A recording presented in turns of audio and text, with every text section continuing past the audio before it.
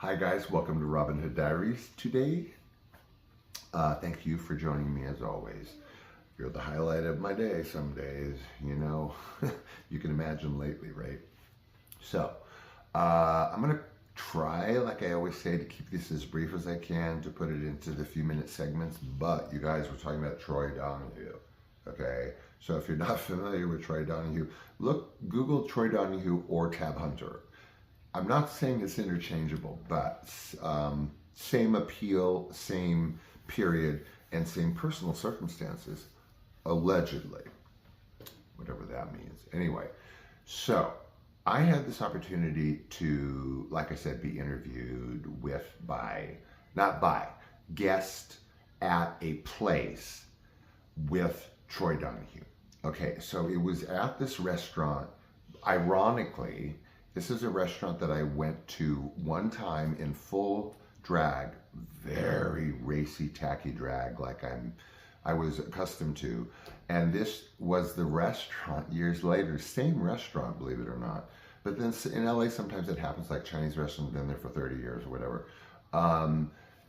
in full drag. And I went to the bar and the place, like, completely, like, you could hear a pin drop. So, same restaurant. It's on 3rd Street. Like, I think it was even 3rd Street something. But anyway, that's an area that's near the Beverly Center, which is called Beverly Hills Adjacent.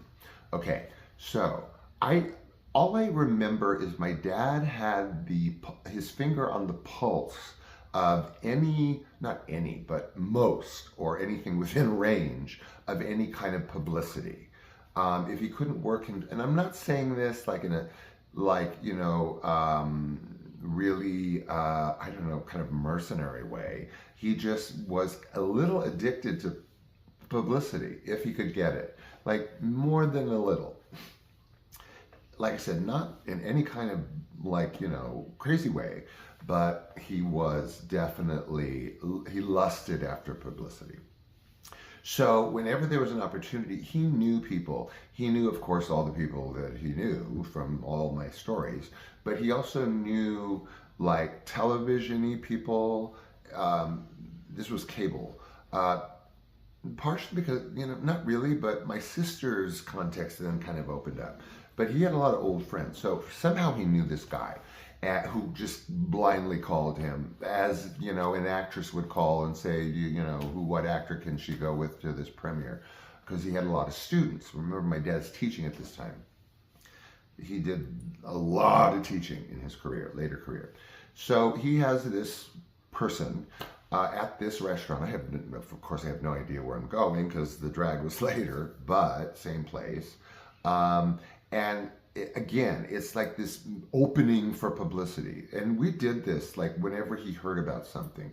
If it was a photo op or if it was an interview, and he started this early on when I was a kid, except it really meant something then because I was meeting Henry Miller, the writer and artist.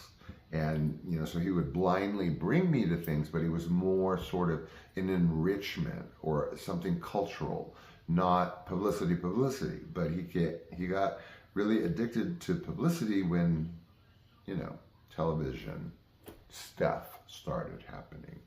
So there's this thing. Now, I find out that that the only other person that is really going to be there, that's, I guess, like scheduled, or obviously, the main person, and it is at like a table.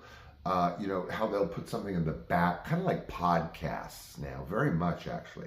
And it'll be in the back of the restaurant, so you hear the din of the restaurant, but it's not interrupting the sound equipment or, the mic.